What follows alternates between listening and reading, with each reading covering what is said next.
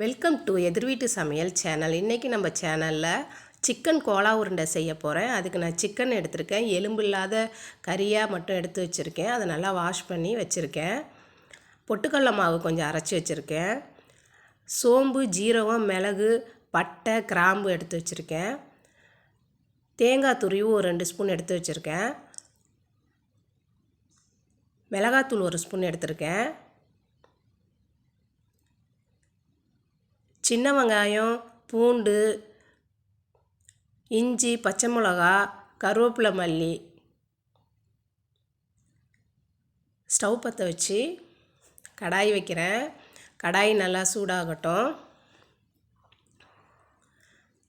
கடாயில் நான் ஒரு 2-3 ஸ்பூன் எண்ணெய் விட்றேன். ஆயில் சூடாகட்டும். பட்டை, கிராம்பு ஒன்று போடுறேன். ஃப்ளேவருக்காண்டி போடுறேன். அது சோம்பு, ஜீரகம், மிளகு எல்லாம் அரை ஸ்பூன் போட்டிருக்கேன். இது நல்லா பொரிஞ்சு வரட்டும். பச்சை மிளகா ஒன்று வச்சுருந்தா அதை 2ஆக உடச்சி போட்டுக்கிறேன். அதுவும் பொரியட்டும். 6 பல்லு பூண்டு போட்டுக்கிறேன். 2 துண்டு இஞ்சி போட்டுக்கிறேன். சின்ன வெங்காயம் ஒரு நான் 100 கிராம் வாங்கி வச்சுருந்தேன். அதையும் போட்டுக்கிறேன். அது ஒரு 20 பல்லுக்கிட்ட இருக்கும். அதையும் போட்டு நம்ம நல்லா வதக்கிக்கலாம். இது ரொம்ப வதக்கணும்னு இல்லை, ஒரு 2 நிமிஷம் வதக்கினா போதும்.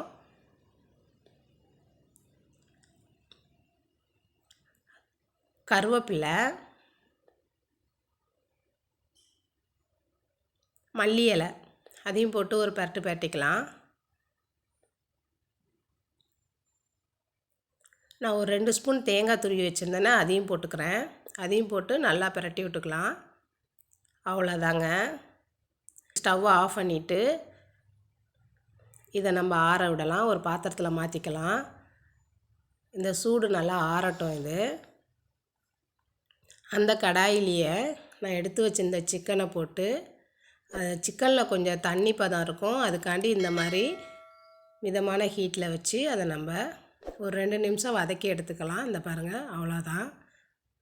இதையும் எடுத்துக்கலாம். இது ஆறுனதுக்கப்புறம் மிக்ஸி ஜாரில் போட்டு நம்ம அரைச்சி எடுத்துக்கலாம்.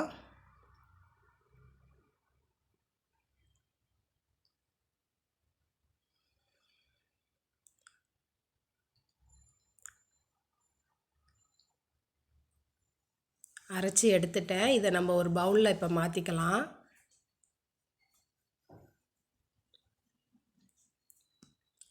இந்த மாதிரி பக்குவத்துக்கு நம்ம அரைச்சி எடுத்துக்கலாங்க. நம்ம வதக்கி வச்சுருந்ததையும் எடுத்து மிக்ஸி ஜாரில் போட்டு இதையும் அரைச்சி எடுத்துக்கலாம்.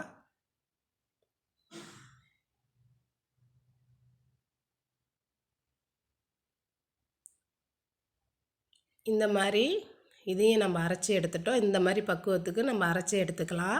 இதையும் நம்ம இந்த சிக்கன் அரைச்சி வச்சுருக்கோம் இல்லையா, அதில் நம்ம அப்படியே போட்டுக்கலாம்.